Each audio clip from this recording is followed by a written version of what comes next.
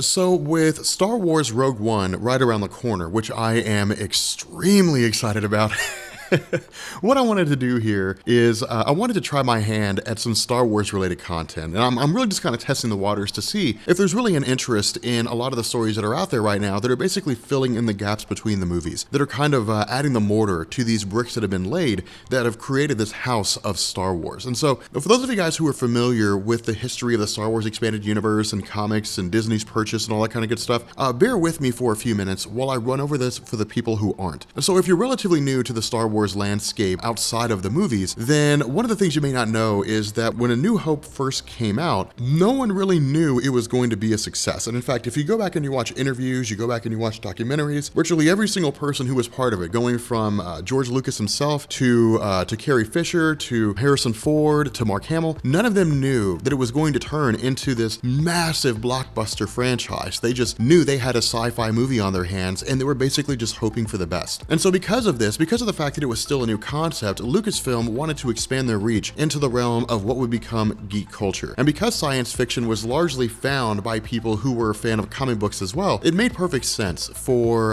Lucasfilm to basically delve into comics. And so what they did in 1977 is they went to Stan Lee and they basically struck a contract between themselves and Marvel in order to print 100 issues of Star Wars stories along with a handful of annuals and one-shots. Now, the first 6 issues of these original Star Wars line of publications were just an adaptation. It was a comic book adaptation of A New Hope to give people an idea of what to expect. From the 7th issue going forward, it was new stuff. It was new stories. Now, this line of publications coincided with the creation of what we now know as the Expanded Universe. Now, the Expanded Universe is not officially Star Wars. I mean, it is, but it isn't, in the sense that it wasn't really created by the people who made Star Wars. The Expanded Universe was entirely a fan-driven concept. It really had its roots in a novel called Splinter of the Mind's Eye, and while comic books contributed to that, the largest, I guess the lion's share of information, coming out of the Star Wars Expanded Universe came in the form of actual novels. And these covered everything. They covered the life and times of Han Solo. They covered the life and times of Princess Leia. They even went beyond The Empire Strikes Back, talked about the Yuzon Vong, the death of Chewbacca. I mean, it talked about all kinds of different stuff. And it was really, really cool in the way it was, the way it unfolded. And so over the course of the publications of these comics for Star Wars under Marvel, because Marvel was already established and they had Thor, Spider-Man, Captain America, the Avengers, Fantastic Four, and so on, when the contract was initially struck, they were coming to the table in total control of the negotiation process. And so the idea was that at the end of these 100 issues and however many more, which totaled to 107, that Marvel would renegotiate the contract. The issue with this was that by the time this 9-year window came around, by the time we got to 1986, Star Wars was huge. It was insane. It had taken the world by storm. It had actually done that within the first year of its release, really within the first few months. It had exploded into popularity as this pop culture franchise. And so by the time renegotiation came around, Lucasfilm were the ones that were demanding, they were creating the terms of the contract. Marvel couldn't uphold them, and so Marvel effectively ended up having to give up the rights. And so there were a couple publications, I think there were something like 3 publications that were released by a company called Blackthorn. The huge contributor, the biggest contributor to the Star Wars franchise in comic book form, it came in 1991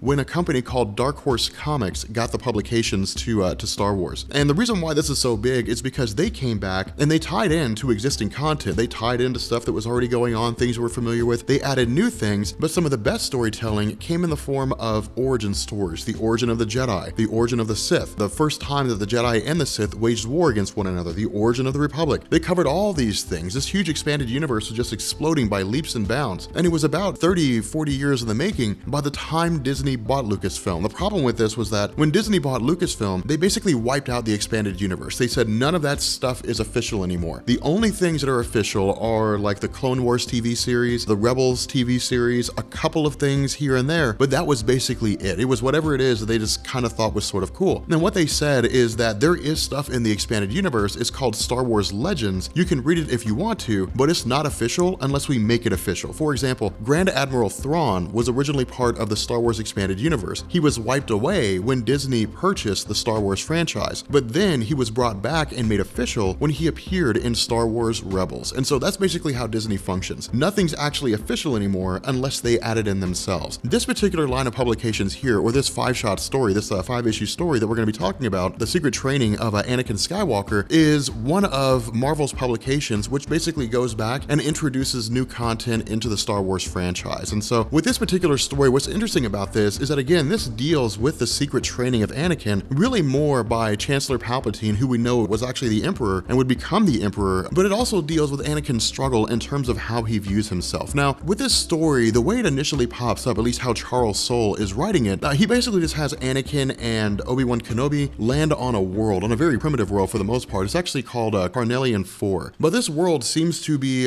similar to Hoth, although it does have a mountainous region of sorts. But we also learn that there is this giant city of sorts. It's actually below what's called the Celadon Sea, and that everything seems to have been completely destroyed. And so the indication here is that whatever this city was had been totally obliterated in some kind of conflict or a natural disaster. We weren't really told, but we do find out over the course of this story. But again, because this deals with Anakin finding his place in the world, finding his place within the Jedi Order, what ends up happening here is he immediately asks the question to Obi Wan Kenobi, what happened here? What's going on here? Now, Obi Wan Kenobi says that most likely it was because the people on this planet waged war against themselves and they ended up pushing their race to the brink of extinction. And Anakin's question is, why did the Republic allow this to happen? And Obi-Wan says, because there was nothing here that the Senate needed. Now, this is a huge deal because this is Anakin learning the fact that at 12 years old, 3 years after having been inducted into the Jedi Order and having never really traveled outside of the Jedi Training Temple before, with this being his first experience with the Outer Rim, basically with planets that are not under the direct jurisdiction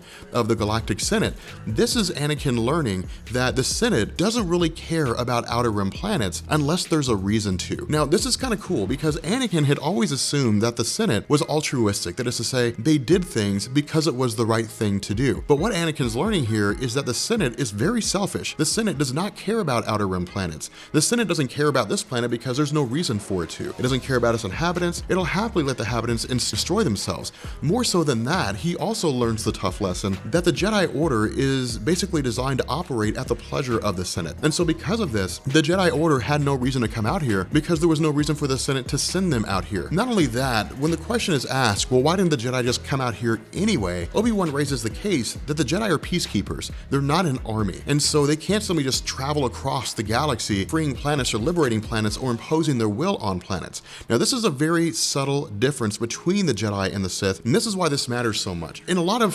philosophical arguments that you'll read, one of the things that you'll hear is that the Jedi and the Sith pursue the same goal by two different means, and that's very much true. Both the Jedi and the Sith want peace in the galaxy. The Sith want peace by absolute rule. The Jedi want peace by virtue of democracy or a republic or whatever the natural course is that allows people to live their life in a free society. But the fact remains, they're still achieving the same goal. But Anakin doesn't seem to grasp this. In Anakin's mind, the idea is that the Jedi Order is basically using their position as peacekeepers, as being tools of the Senate to more or less only worry about the things that they care about and to ignore the things that they don't care about. Now, what we do here is we actually end up jumping back before the story, and this is one of the things that Charles Soule does. I'll try to keep it as easy to follow as I can, but he kind of jumps back and forth, and so we'll go ahead and just refer to this as the past, so to speak. But what happens is we jump back to the past with Anakin undergoing his training in the Jedi Temple, and one of the cool things we learn is that Anakin takes one of his battle droids for his training sessions and retrofits it in order to make it look like Darth Maul. Now, the reason why he does this is because he was told by Obi-Wan,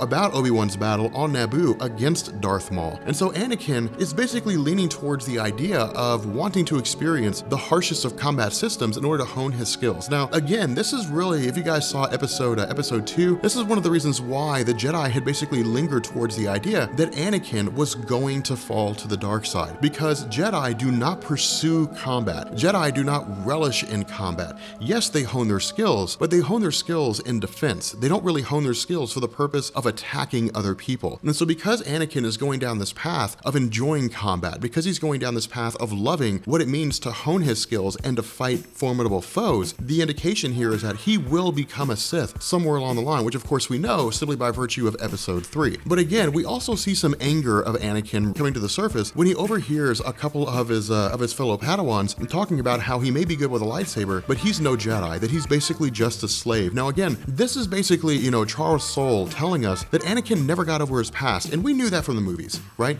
You know, we sat down, we watched the movies, we knew that Anakin never got over the fact that he was a slave. He never got over the fact that he had to leave his mom. And this is one of the reasons why the Jedi never took people that old, is because by the time they were 9 years old, they had formed attachments. They usually take them at an extremely young age. They prefer to take them when they're around walking age, if not a little bit younger, before those attachments are formed. But for Anakin, his mom was his sole life. That's all he had on Tatooine. And so for him, he always wanted to make sure that he had her around. He always wanted to make sure that he didn't leave her. And the result is that he's still experiencing a vast amount of anger and still experiences a vast amount of feelings. Now, this is immediately cut short. Of course, Obi Wan Kenobi nips this in the bud, tells Anakin Skywalker that he needs to calm down. Anakin apologizes to these people. But something else I'd like you to notice too is that this is when Chancellor Palpatine begins to realize that Anakin will become an apprentice, that Anakin will make a great apprentice for himself as a Sith Lord. And so this is when Chancellor Palpatine begins going down the path of moving Anakin towards the dark side by subtle maneuvers. And something else that we'll actually talk about here is that Palpatine was extremely good at the long game. Palpatine did not plan a year in advance. Palpatine would plan 20 years in advance in order to ensure that his schemes unfolded. And we'll actually see Charles Soule making some kind of making a metaphor between Palpatine's actions and a senator who Anakin is going to defeat here shortly. But again, jumping back to this planet, we pick up with a vessel, a gondola that's basically crashing from the sky. And from this gondola comes a woman named Mother Pran along with a girl named Kalara. Now, these two characters are extremely important. Mother Pran more so than anybody else, and we'll actually find out why here shortly. But Mother Pran, immediately after meeting Obi-Wan Kenobi and Anakin, turns their guns on him and begins to ask them the question, are they open or are they closed? Now, I'm going to go ahead and skip ahead a little bit here in the sense of telling you guys what these are. On this planet, there are two distinct humanoid races or human races. You have the open and you have the closed.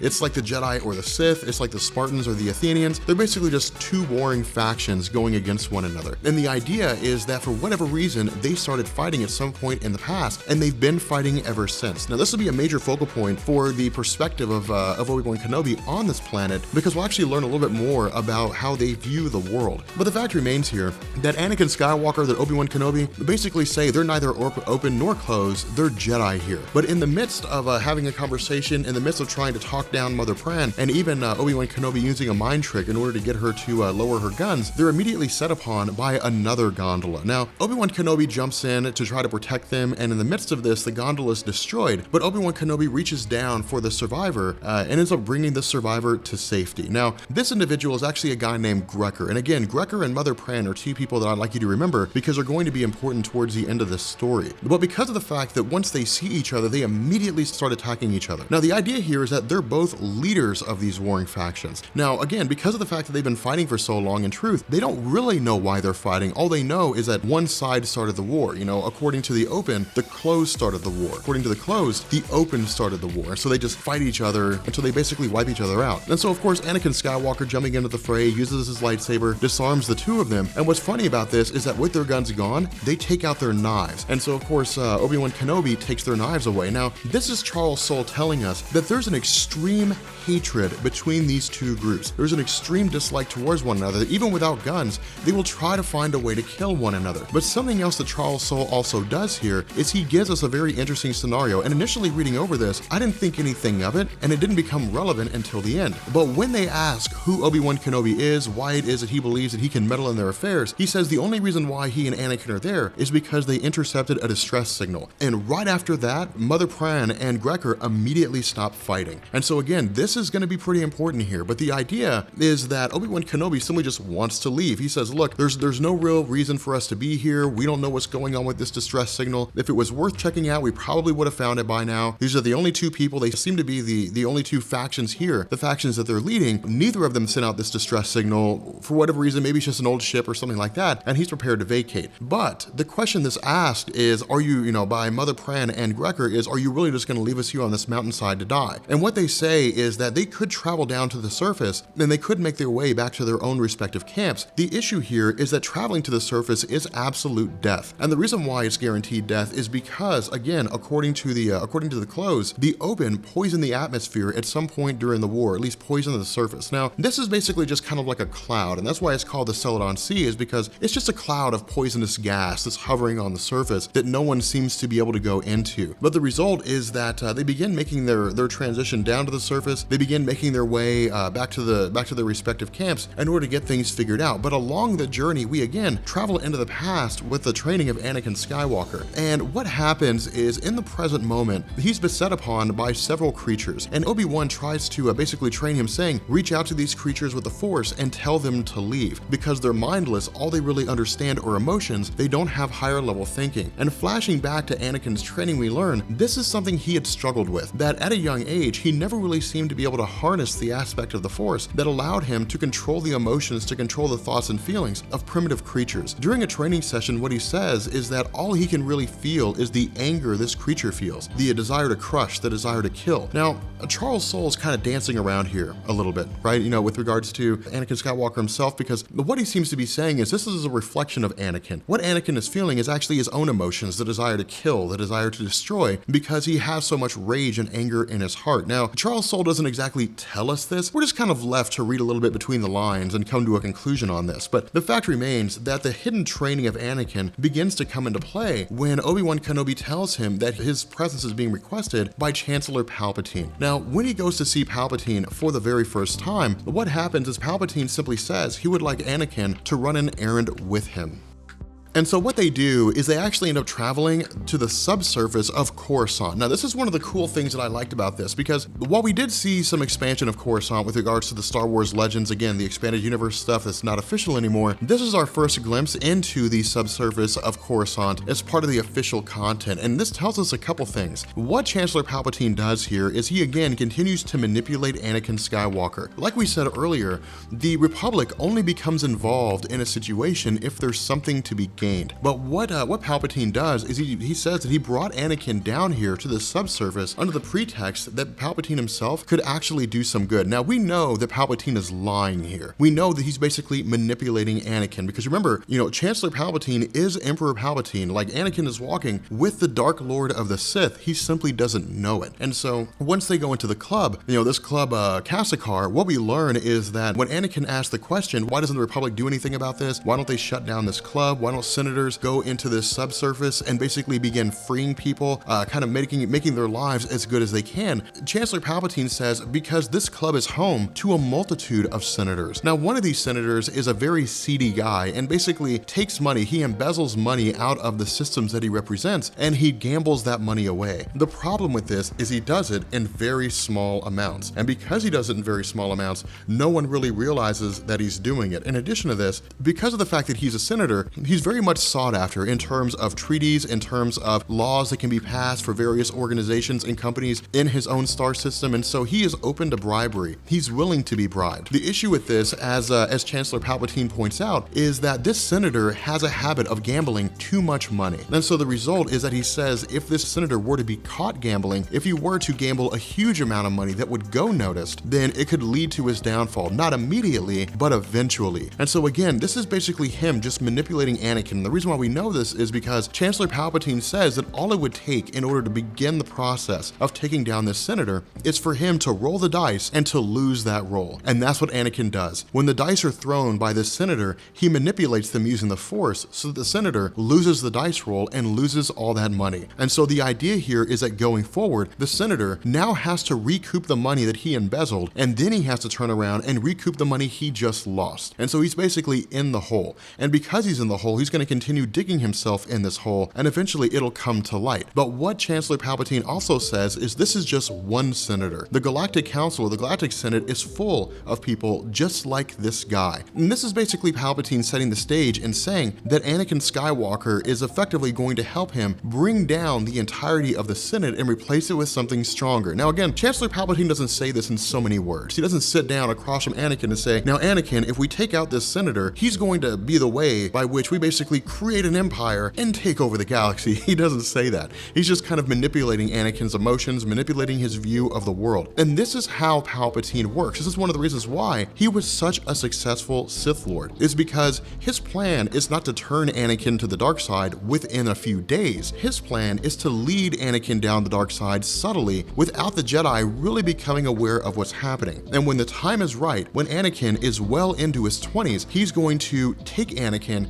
and turn turn him into Darth Vader, as we saw when it came around to episode 3. And so again, jumping back to the present moment, jumping back to what's going on this planet Carnelion 4, we again continue with Anakin Skywalker, with Obi Wan Kenobi, as they're traveling alongside with the two leaders of the Open and the Closed inside of a gondola that they've both taken. Now, one of the funny things that we also learn is that somebody, presumably the person sending out this distress signal, is basically dropping packages from the sky that are attached to kites, and the kites just simply allow these packages to be blown wherever it is that they're going to go, and they pick them up and they call them sky gifts because they come from the sky. And these sky gifts are really nothing special. They're basically just ornaments. They're artifacts. They're just things that are picked up. But when the sky gift is taken away from Kalara by Mother Pran, Anakin asks the question, why are you not allowed to have this? And she replies by simply saying, because we're just told that we're not to. Now this resonates with Anakin Skywalker because again, in his mind, he's been given rules, but he's not being told why those rules are there. He's basically told that's just how it works. The Senate does not worry about planets that are beyond its sphere of influence if it doesn't have anything to gain, because that's just how it works. The Jedi do not basically go through and liberate people from the yoke of oppression because that's just how it works. And this is basically Anakin having questions with no answers. And this is one of the reasons why Anakin became so disillusioned with the Jedi over the course of his life and eventually fell to the Sith. And so what I hope you're getting from this is that Anakin's fall from grace, his fall from the Jedi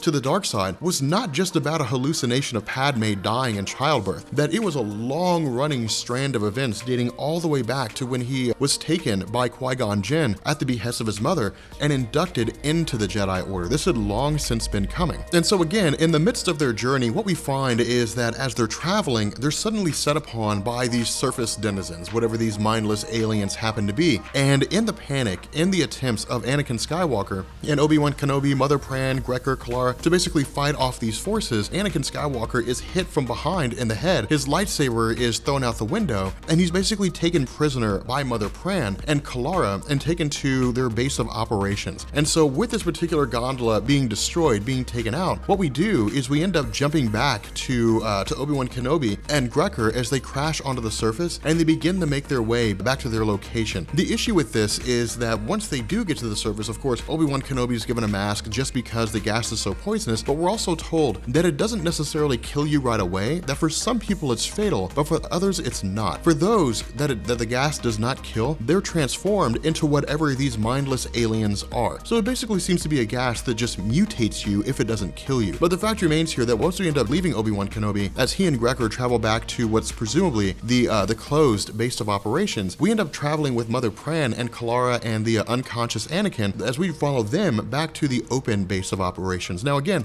what we also learn is that because of the fact that Anakin is so good with machines, that Anakin has more or less been forced to build a device that will allow the Open to reactivate these machines that were largely used during the war but have since been obsolete. And this is how the Open exists. They basically travel throughout the world as best they can. They scavenge whatever tools they can use, and they use those tools to attack the Closed. And the Closed do the exact same thing. So again, just perpetuating this cycle of war against one another. But more so than that, what we also do is we pick up again back in the past with Chancellor Palpatine continuing his manipulations of Anakin Skywalker, this sort of secret training, in the sense that he begins asking questions like, are you satisfied with your training at the Jedi Order? Are you happy with where you are? Do you wish that you could go and you could do other things? And Anakin basically says that yes, he's satisfied right now, yes, he's happy, but his heart's pulling him elsewhere. His heart is pulling him towards the idea of exploring the cosmos, of going out into the galaxy and just kind of seeing where his journey leads him. And so again, this is basically touching on the idea that for Anakin Skywalker, he feels like he was forced into the Jedi Order. He was taken into the Jedi Order against his will, as opposed to feeling as if he truly belongs. And again, this is why the Jedi do not take people as old as Anakin when he was first inducted at 9 years old, because all those emotions are there. They'll begin to develop feelings of not feeling as if they belong there. They'll begin developing feelings of believing they're outliers, that this is not where they're supposed to be, whereas if they grew up in the Jedi Order, they don't know anything else. That this is all they know, and so they see it as their absolute home. But because Anakin had experienced a life before the Jedi Order, for him, this is basically just a journey he was kind of forced into. And so what he does is he actually goes to Obi-Wan Kenobi and says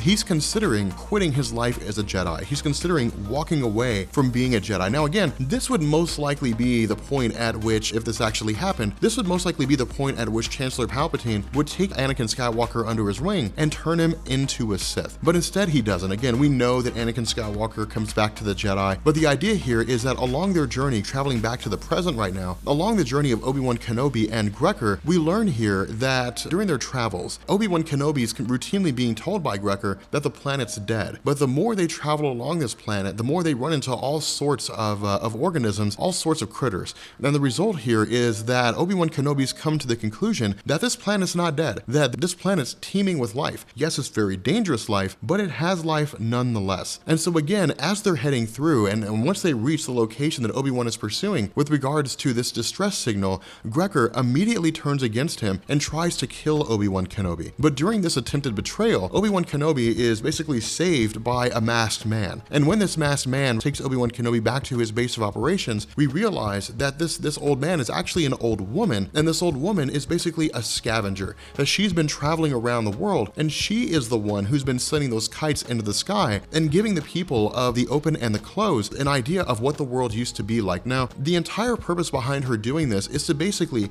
target children. And the reason why she's targeting children is because the older people in this community have already set their minds. They're already fighting. They already believe they're fighting for the right reasons. There's no changing them. But for the young people, they don't know why this fight's happening. All they know is that war is a regular part of life. And so the goal of this scavenger is to show the young people what the world was like before war, in the hopes that the scavenger can turn them away from war and allow them to return to a state of normalcy. The issue with this is that the scavenger also reveals to Obi-Wan Kenobi that it sent out the distress signal. And the reason why she sent the distress signal is because she had come across a hologram that depicted a person with a lightsaber. Now, something to point out here is that this is not a Jedi. This is a Sith. And Obi-Wan Kenobi asks this because he asked the question, what color was this person's lightsaber? And the scavenger replies by saying it was red. Now, there's something to point out here for those of you guys who are not familiar in the realm of lightsabers. Sith lightsabers are very similar to Jedi lightsabers. The only real difference here is that instead of using natural crystals, the red crystals they use are artificially made. Now, they can have all kinds of different properties that are modified. They can attune themselves directly to the person that's using it, but the color red is abhorred by the Jedi, and it's largely embraced by the Sith because it represents rage and aggression and anger, everything they stand for. And so when Obi-Wan Kenobi was told that this person wielding a lightsaber had a red lightsaber, it tells him one of two things: that this person is a Sith, or it's part of another organization that's not of the Jedi. Because again, the Jedi and the Sith were not the only people to wield lightsabers, and they were not the only organizations involved in the Force. Granted, a lot of that's expanded universe, but it also stands to reason that the Jedi and the Sith were not the only people to be able to tap into and harness the Force for their own individual reasons. And so because of the fact that that Obi-Wan Kenobi has traveled back to this distress signal, that Grecker now knows where the distress signal is and has his forces travel to this location. But at the same time, because Anakin knows where his master is, and because of the fact that they know where Obi-Wan Kenobi was heading to with a tracking device, that the Open now know where the scavenger is. And this is the entire basis behind their efforts, and the reason why they stopped fighting one another when they learned that Obi-Wan Kenobi was on the planet for a distress signal, because for them, their immediate goal is to kill the scavenger. And if they kill the scavenger, there'll be no one to send out trinkets from before this war to keep the young people aware of what's happening. And instead, the elders can basically brainwash the young people into believing that war is the only way of life, that they should always continue the fight between the open and the closed. And so while he's being led prisoner, Anakin Skywalker basically reaches out and begins tapping into the emotions of the young people who are currently guarding him. Now, Charles Soule doesn't directly tell us this is what Anakin Skywalker is doing, but it seems like he is, because they view him, with everyone with the exception of Collar anyway, they view him as a prisoner, but suddenly they begin to shift their feelings. And what he says is that all of them probably have trinkets from the scavenger that they're not supposed to have, they were supposed to have been taken away, and that they, at least on some level of themselves, in the back of their mind somewhere, do not want to live a life of war. And so what he says is they should band together, they should go and save Obi-Wan Kenobi and the scavenger and ensure that the future that they want of a war-free world will come to fruition. And so what happens is all these forces basically converge onto this location of the scavenger and Obi-Wan Kenobi, and it's largely just a massive conflict between all of them. It's relatively short-lived, but it is just a massive conflict, and it's kind of like this final battle of this war that's been going on for decades and decades. But in the midst of all this, Obi-Wan Kenobi brings Anakin Skywalker into the scavenger outpost and has Anakin Skywalker begin going through and modifying the signal. And what happens is Anakin Skywalker basically sends out a signal at the request of Obi-Wan Kenobi to the Republic. And the Republic shows up in mass and basically tells everyone to cease hostilities. Now, this again basically touches onto the scenario, and this is the reason why Anakin moved away from traveling further to the dark side and went back to the light side. And what I mean here is that for Anakin, because he had gone this far believing that the Jedi were selfish, that the Republic was selfish, that Obi-Wan Kenobi was able to bring them here. Obi-Wan Kenobi seems to be the one redeeming factor for Anakin Skywalker. But what Obi-Wan Kenobi says is that under normal circumstances, the Republic and the Jedi never would have come here. But the reason why they did is because he said there was an unusual concentration of Tabana gas, which is a highly sought after substance for the Republic. And the result was that they showed up here believing that they could harvest this gas. And so while it will take some time for the Republic to complete their survey and realize that there is no Tabana gas, in the interim, they will not allow the open and the closed to fight one another. And so what they'll do is basically force these two groups into a state of peace and allow its young people to begin mending rifts that had existed between them for decades. It'll allow the young people of the open and the young people of the closed to come together and basically take this generation of war and put it behind them. But with that being said, we're going to go ahead and wrap this video up, but I hope you guys enjoyed it. Again, this is really focusing more on Chancellor Palpatine's manipulations of Anakin Skywalker considering leaving the Jedi and then coming back. This is basically kind of like the secret training, you know, of Anakin, both by Chancellor Palpatine in terms of how the Sith view things, and Obi-Wan Kenobi in terms of how the Jedi view things and how they act in accordance with the galaxy. But if you guys enjoyed this video and you guys want to see more, make sure you hit the like button, make sure you hit the sub button to become part of the Rob Corps, and yeah, leave a comment. Tell me what you guys think. And I will catch you all later. Peace.